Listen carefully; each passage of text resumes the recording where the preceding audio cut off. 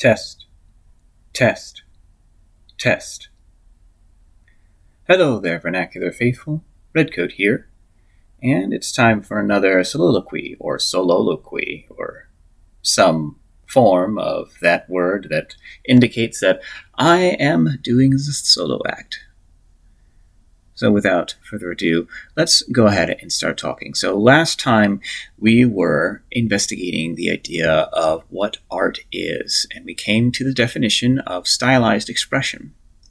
So today, we're going to take one of the pieces of that phrase, stylized expression, and dig into it. Specifically, we're going to be digging into stylized, or more accurately, the word style.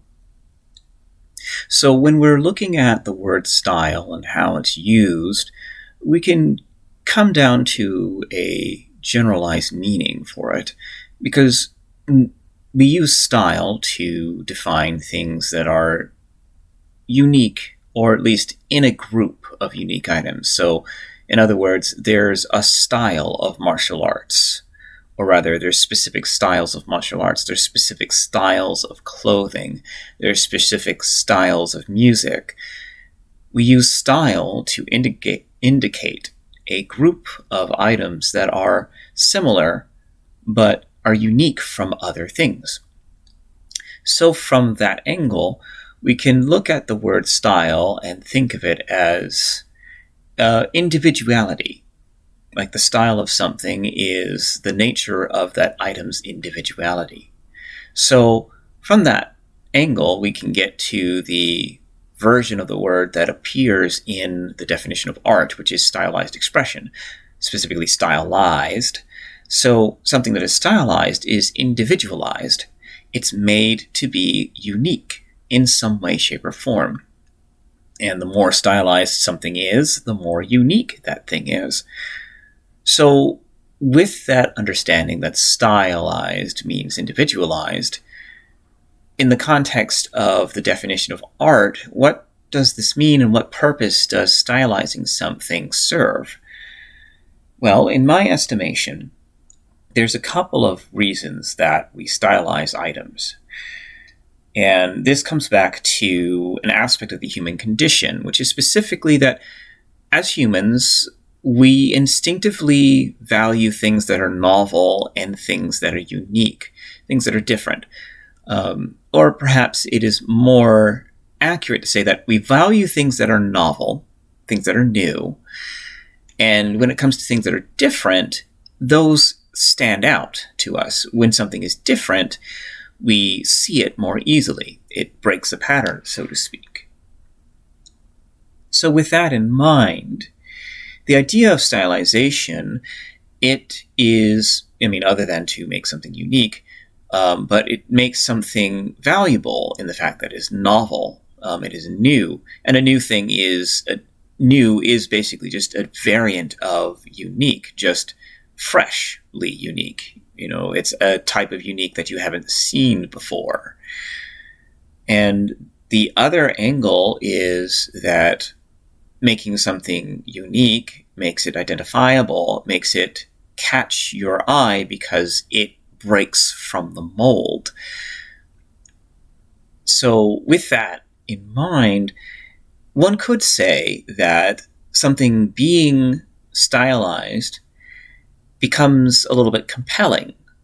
Like you're compelled to look at it because it's different. You're drawn to it because it is different. It's breaking a pattern. It's kind of like if you have a lime green car in a sea of gray cars. That lime green car is compelling in its own way because your eyes are drawn to it. It stands out. It sticks out like a sore thumb. And conversely, if it was a sea of lime green cars and one black or gray car in the center of it, again, that black or gray car would be compelling in a sense that your eyes are drawn to it. You're compelled to look at it. But there's another angle that comes from this aspect of style, and this comes from that contemplation of the object in question. Because the object is breaking a pattern, right?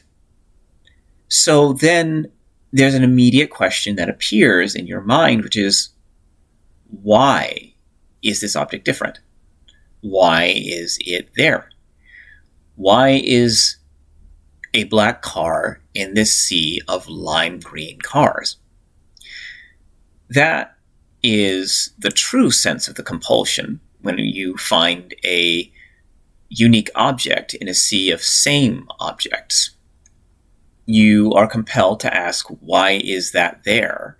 Because everything, if you're just looking at a basic pattern that's repeating, well, after a fashion, the question of why it's there is self-evident in the fact that it's a part of a pattern. So, of course, the next thing in that pattern is going to be what you expect.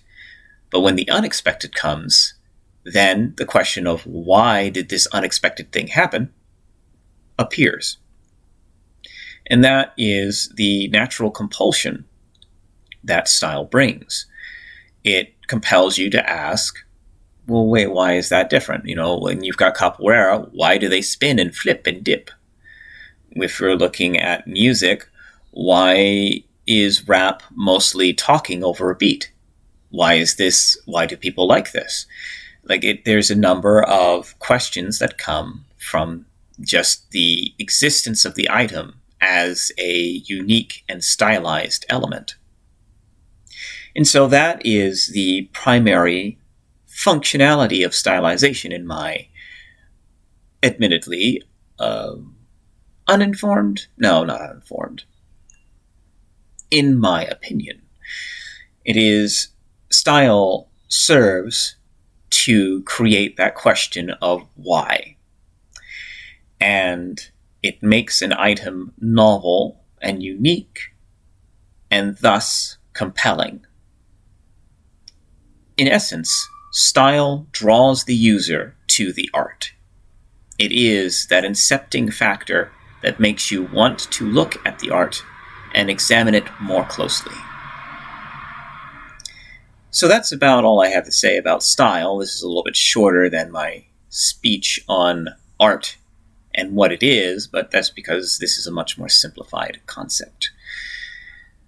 Next, we will talk about expression in more detail and what purpose it serves when it comes to the arts. So until then, toodles.